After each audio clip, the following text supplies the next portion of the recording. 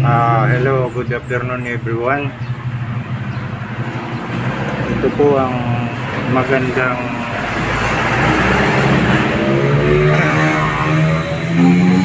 reversible po.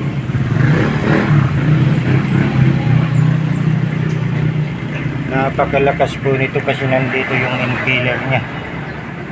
Itutulak niya ang tubig dito hanggang lumabas dito diretso pataas. Pero wag niyong kakalimutang tingnan po ito.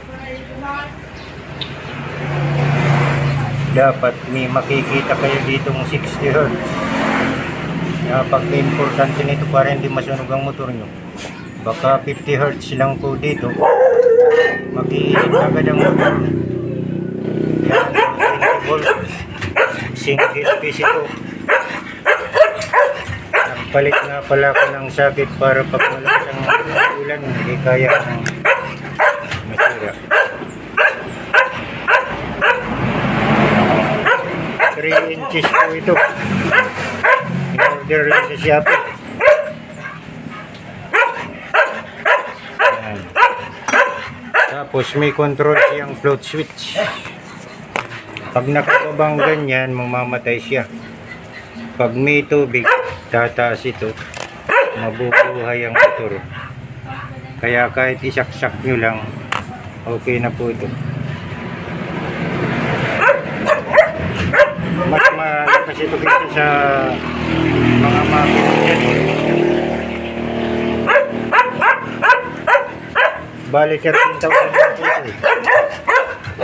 Kaya nilawakan sa makina. Ilalagay lang natin ito sa sapa.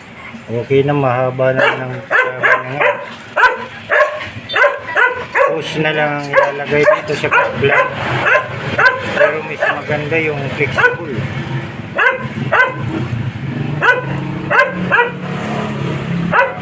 Maraming salamat po. God bless. Sana huwag niyong kakalimutan po ito pag bibili kayo. Yan, 220 volts. 60 Hz po siya. Ito ang importante na para hindi umitang motor. Maraming salamat po. God bless.